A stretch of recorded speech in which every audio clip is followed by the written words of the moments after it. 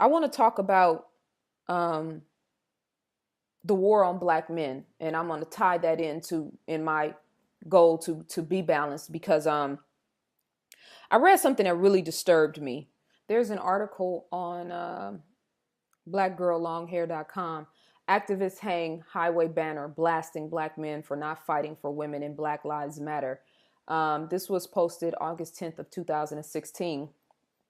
And basically there is this picture, this sign that they held up on a freeway.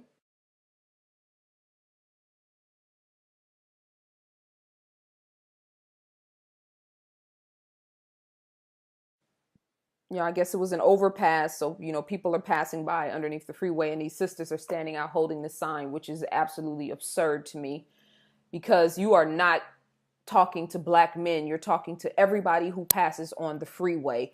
This is the thing that, and let me start with this. Let me stop for a second. I am so sick and tired of black women not accepting responsibility for ourselves and blaming everything on black men. The sign says, "Dear black men, cisgender and straight," in parentheses, "while you're busy not fighting for us, remember that you're killing us too," with a black fist, right? So in the article, it basically quotes this woman, Ashley Shackelford. Let me read this. It says, "A few days ago, activist Ashley Shackelford publicly held black men accountable for their lack of support during the more recent killings of black women. The black male response to the police killing of Corinne Gaines on August 1st has been particularly disheartening for many black women." Shackelford, along with Bree Carter, Erica Michelle, and Catherine Imani, hung the following sign over a local freeway, and Shackelford posted an extended letter on Facebook. This is what she said in the letter on Facebook. "Dear black man, while you're busy not fighting for us, remember that you're killing us too. For Corinne Gaines, for Sky Maccabee, for Joyce Quayway, for Dee Wigham, for all black women and femmes. We are the revolution. No revolution without us. Set it off, black future." All of these are hashtags. "We hung this over the highway today to remind black cisgender and straight men of the truth. You don't shut SHIT, I'm trying not to cuss, down for us when we're murdered by the police, by this system, or by our community. While you spend all this time justifying our deaths, don't forget that you're on the list of things we fear the most. The biggest threat to black women and femmes' safety is not just white and non-black people, it's you. We are the revolution, and you can't silence us anymore. This is just the beginning. This will no longer be a conversation we keep in-house because you can't be trusted to hear us, protect us, humanize us, or love us. We're dedicated to airing out all of our intra-community violence laundry until ish changes. F white people hearing our problems. This isn't about their voyeurism. This is about our lives and our safety. We ain't fighting for y'all no more until you stop killing us and until you start centering the violence, trauma, and pain we suffer by anti-black misogynistic violence. This is a new black future." First of all, let me let you know, you do not speak for me. You do not speak for the thousands of black women that I have had contact with and that I have contact with every single day. Because for one, we do not include cisgender and femmes in the conversation when we are addressing our people. There's no need to differentiate when we're talking about matters of the heart, when we're talking about things that we are concerned with. There's no need to differentiate which sexual anomalies that we're identifying, that we're talking to when we have this discussion. That is a problem, and you are not going to do that on our watch without us calling you out on that. We talk to black men, we talk to black women who uphold and who represent black life, black love, black family, black children, in that order.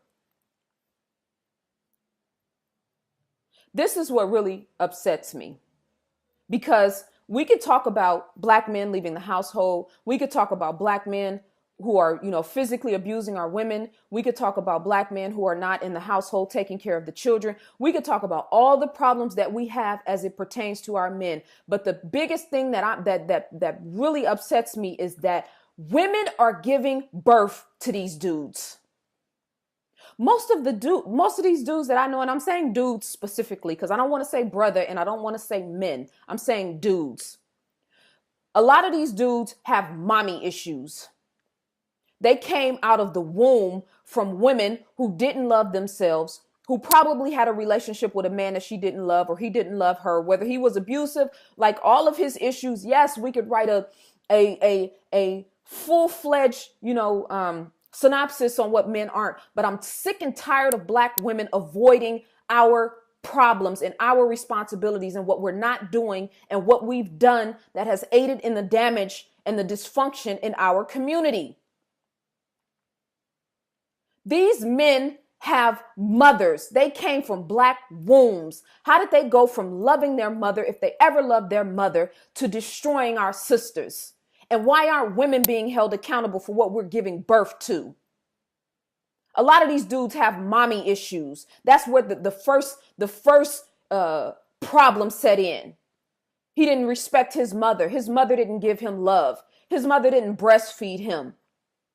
His mother was an alcoholic. His mother was mentally abusive. His mother was depressed. His mother was in prison. His mother was a crackhead. His mother was an alcoholic. His mother put men before him. His mother didn't love herself. His mother was a prostitute. His mother did this. Like, it's not all our men's fault. Black women have serious house cleaning to do. So yes, we hold these brothers accountable, but if we're not going to talk about Black women and how we have aided in the dysfunction of our men, Black boys get molested by women too. Do you understand that?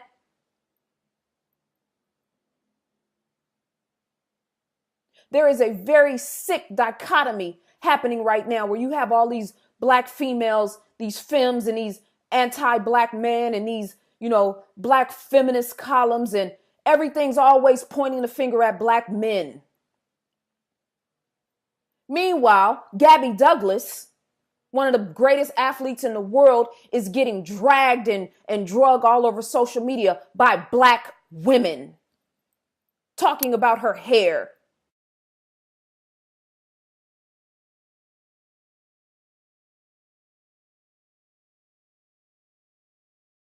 Disrespecting that young sister. She's 20 years old. When she was in the Olympics in 4 years ago, when she was 16 years old, y'all dogged her out. Black women.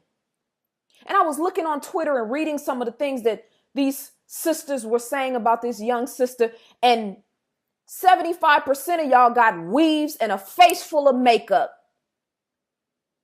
And you talking about and disrespecting this beautiful young sister, one of the best athletes in the world. You can see the pain in her face and the struggle in her face because people are all over social media bullying her. Black women got too much inner conflict. What did she say? She said intra community violence. What about intra-community violence between women? Let me let y'all in on a little secret. Dark-skinned women have an unwritten beef with dark-skinned women, just like light-skinned women have an unwritten, unspoken beef with other light-skinned women. Then, of course, we could do the dark-skin versus light-skin thing. That goes without saying. But a lot of these sisters that I'm noticing are talking about Gabby Douglas look like Gabby Douglas. You just got a perm. You done lied, dyed, and fried your hair back. Or you got a blonde weave, or you got a weave all down your back and a face full of makeup, and you have the audacity to be talking about and shaming this young sister because she ain't worried about how she looks. She's trying to be the best in the world. Y'all are sick. So where's the women who stood out on the freeway with the signs talking about what you won't do for Black men? Let's hold Black women accountable for the way we disrespect one another. And I'm a prime example. A lot of these comments, these disrespectful comments about me on my social media pages are Black women. There's so much foolishness and dysfunction and ignorance plaguing the minds of so many of our women. I'm sick and tired of y'all blaming everything on Black men. We gave birth to this. It came from our wombs. So yes, we have to deal with our men. Yes, we have to call them out. I don't believe standing on a freeway with a sign where everybody can read it. Asian women are looking at you like, wow, I would never do that. Latino women, white women, all of them are looking at you. You look like a fool. What have you proven? What did you accomplish? I just, I really want to underscore like the insanity of a young sister being disrespected and degraded on social media to the point where you can see the pain in her face, the bullying on social media, the blaming black men for everything. Then you add this social media stuff, man. It is so dysfunctional and it is so dangerous, and we really don't realize the impact that it's having on our children and on our young people. Like, people are committing suicide behind this stuff. The sister Leslie Jones on Twitter, all of the disrespectful things that were said about her, about her skin tone, relating her to a monkey. Like, it's hard enough being a black woman in this world as it is. This is why I always say, like, we talking about building institutions, we're talking about schools and banks and hospitals, and we need all of that. But like, the accountability in us, the humanity in us, the inability to see one another as human beings, laughing and joking and creating memes about people's lives. And, some of it's funny, but a lot of the times it's like there's some things should be off limits. Amy Joyner was a 16-year-old girl that got beat up in a bathroom by black girls. Where in the hell are the women standing on the freeway with the banner talking about that? Talking about the catty behavior of black women on Real Housewives of Atlanta and on reality TV and on social media, and how dangerous it is to young black girls. In the same way young black boys are looking at Young Thug and looking at these different rappers and trying to find masculinity and manhood. And don't tell me it's about the parents, because we've already agreed that we come from, dysfunctional foundations. And then in the next breath, you're going to tell me it takes a village. Well, where the hell is the village? When it's time to call in a village, you want to tell us it's up to the parents. Cowards. So, Amy Joyner and, these hood fights and whatnot, where girls are like beating up girls. This school in Oakland, these girls up here are so atrocious. They're beating up each other and bullying one another, and on social media, disrespecting one another. And, like, where are you at on the freeway with the banner about black women and the war on black women by black women? The condition of young black girls right now. Have you looked at Periscope? Are you aware of what's happening on Twitter and on Facebook and on Snapchat and the condition of our daughters? You mean to tell me that's all black men's fault? Where's the consensus on that? Where's your high alert? Where's your state of emergency as far as our daughters are concerned? The condition of black women, this catty, overzealous, extreme vanity mixed with insecurity, this foolishness that you see young 20-year-olds and 30-year-olds, everybody want to be a damn stripper now.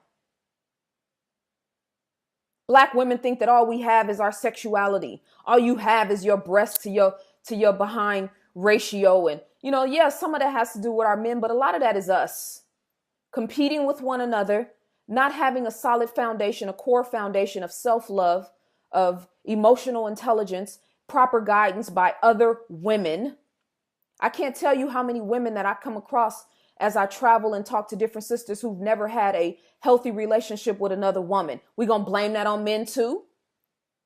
We gonna blame the $500 billion to $1 trillion that we spend in the hair care industry on weave, on perms, on braids, on synthetic hair? We gonna blame all of that on black men too?